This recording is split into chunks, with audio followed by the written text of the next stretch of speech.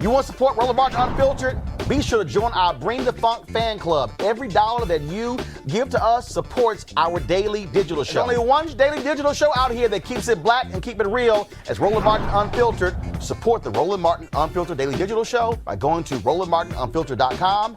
You can make this possible. All right, folks, close to 1,000 people marched through downtown Brooklyn on Friday night to protest police brutality and a recent crackdown on fare evasion inside the subway system. The peaceful action, organized by Decolonize This Place, took over major streets around the Barclays Center beginning at 5 p.m. on Friday. Demonstrators eventually made their way underground, jumping the turnstiles while chanting, "How do you spell racist? NYPD."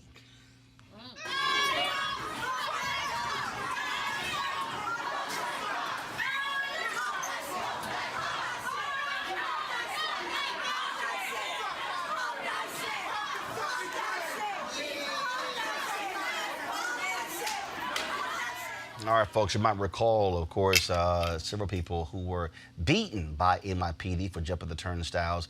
Eugene, people keep asking the question that, seriously, is that worth doing that, spending billions of dollars on police in subways because somebody jumped a turnstile and they end up beating the hell out of somebody because of it?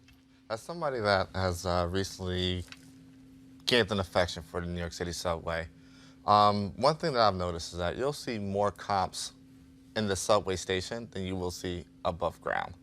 You know, there have been situations where, you know, myself and some friends, we've seen kids stopped up by cops and getting ready to get him done. We'll just swipe for him, just to dead the situation. I mean, it's an issue, and you know, and it's a crazy issue when you take into account that a swipe to ride the subway is only $2.75.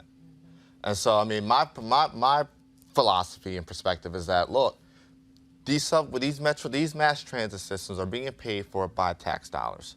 The revenue that's recouped on them never matches what it actually costs to run the mass transit system.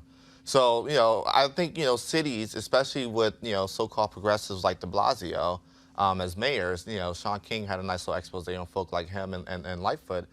If in cities like this, you know, I think going forward, and this should be something that folks should consider running on going forward, fares should be free for the kids. You under 18?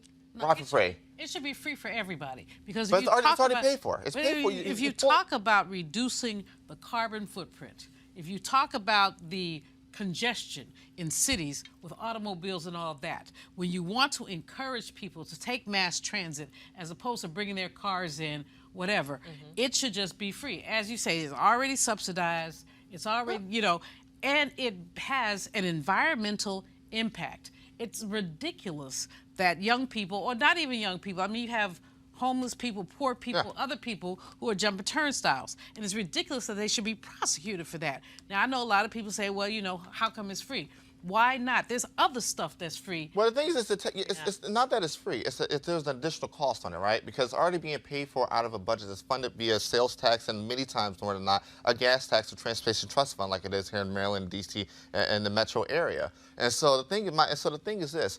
You know, if a person can't pay a $2.75, you know, fare, what makes you think they're either going to be able to pay a $100 fine or pay for a night in jail and a lawyer? So, I mean, you know, if New York City, other jurisdictions that we deal with here in D.C., you know, it's dealt with in Philly, it's dealt with in Chicago, and a lot of places that have mass transit systems, you know, if, you know, these things are already paid for, you know, the fare is an additional fee, additional tax. And so my philosophy is this, you know, look, we can have a whole separate discussion about adults and whatnot, but when it comes to children who are not necessarily financially responsible for themselves, the fare should be free.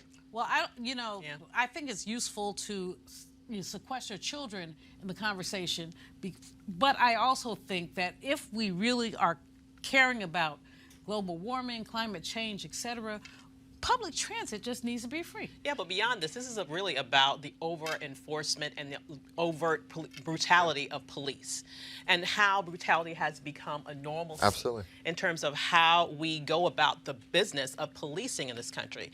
And the fact that you would commit violence against someone because they did not pay $2.75 is a human rights abuse. Makes no sense whatsoever. All right, folks, back to our Roland Martin Unfiltered video in just one moment.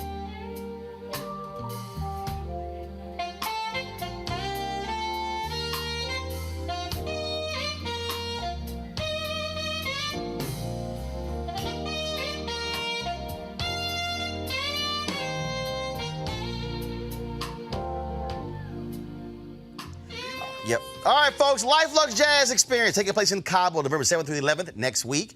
Yours truly will be there. We want you to be there as well. Go to lifeluxejazz.com, LIFELUXEJAZZ.com. 14 acts: Gerald Albright, Kirk Whalum, Average White Band, Shalea, Ronnie Laws. I mean, it's going to be jam-packed. Now, here's the deal. If you can't go, I understand.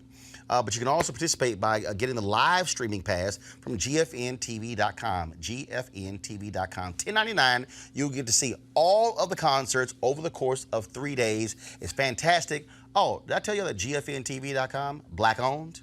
Yeah, as well. And so also, Luxe Jazz Experience, black owned. A sister created this to provide an opportunity for African Americans who live in a lot of these cold states, even though climate change has screwed that sucker up, to opportunity, of course, to hang out in Mexico for 4 days and have a great time. I'll be doing Roland Martin Unfiltered there next Thursday and Friday from Cabo, but you can experience the concerts by going to GFNTV.com and getting your live streaming pass. So please do so, and we look forward to checking it out. Now back to your Roland Martin Unfiltered video.